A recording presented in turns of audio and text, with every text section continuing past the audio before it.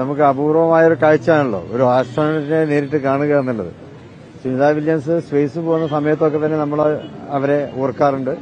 അപ്പോ ഇങ്ങനെയൊരു അവസരം കിട്ടും എന്ന് വിചാരിച്ചിരുന്നില്ല. അപ്പൊ കോഴിക്കോട്ട് വന്നപ്പോൾ നമുക്ക് അവസരം കിട്ടി. DC ബുക്സിന്റെ രവി നമ്മളെ ക്ഷണിച്ചിരുന്നു, ഒന്ന് കാണണം എന്നൊക്കെ പറഞ്ഞു. അപ്പോൾ നല്ല സമയം കിട്ടി.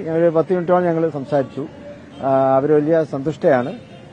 അവരുടെ സന്ദേശം എന്നുള്ളത് ഈ വായുവും വെള്ളവും എർത്തും ഇതൊക്കെ എല്ലാവർക്കും ഉള്ളതാണ്. പിന്നെ എന്തിനാണ് മനുഷ്യർ തമ്മിൽ കലഹിക്കുന്നത് എന്നാണ് അവര് ചോദിച്ചത്. വളരെ അർത്ഥവത്തായ ഒരു ചോദ്യമാണ്. എല്ലാ റിലീജിയസ് മൈൻഡോടെ തന്നെയാണ് അവര് സംസാരിച്ചത്.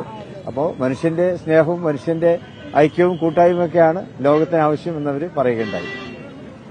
DC ബുക്സ് പിന്നെ ഇങ്ങനെ ഒരു ക്ഷണം തങ്ങൾക്ക് കൊടുത്തപ്പോ, അതായത് ഇവരെ കാണാനുള്ള ഒരു അവസരമുണ്ട് എന്ന് പിന്നെ പറഞ്ഞ് മിസ്റ്റർ രവി ക്ഷണിച്ചപ്പോ വന്ന് കാണാൻ തോന്നി. കാരണം അപൂർവമായ ഒരു സിദ്ധി ഉള്ള ഒരാളാണല്ലോ. സ്പേസിൽ പോയി വരിക എന്ന് പറഞ്ഞാൽ ചെറിയ കാര്യമല്ലല്ലോ.